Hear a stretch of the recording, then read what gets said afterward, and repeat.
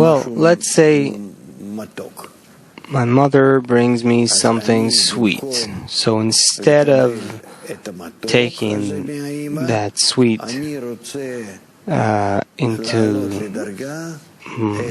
into me from my mother, I want to rise to the degree where she got that sweet and how she gives it to me, how she relates to me.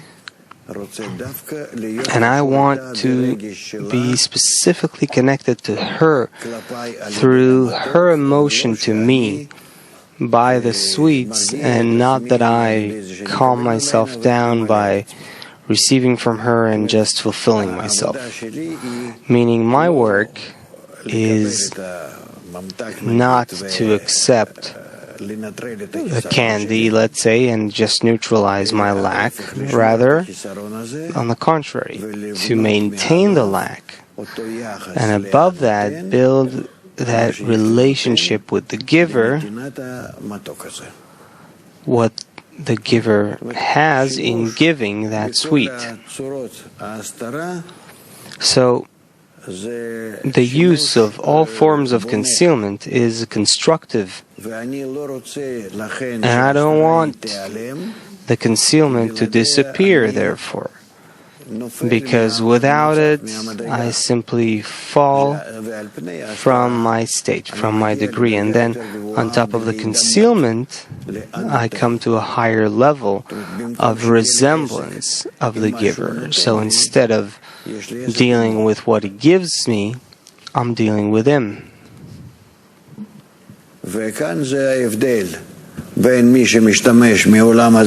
And here is the difference between those who use this world in order to calm themselves down in various lacks and fulfillments, and those who use it above the desire, which is a completely different level of use based on the data brought to us by the Creator. So those who use all the lacks that they receive from above, they're called the children of ascent,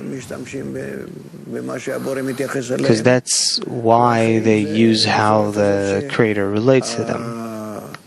Others, however,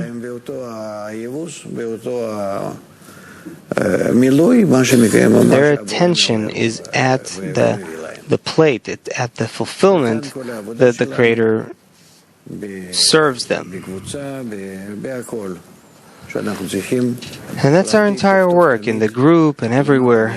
We always have to carefully distinguish where we're headed: fulfillment or resemblance to the Creator.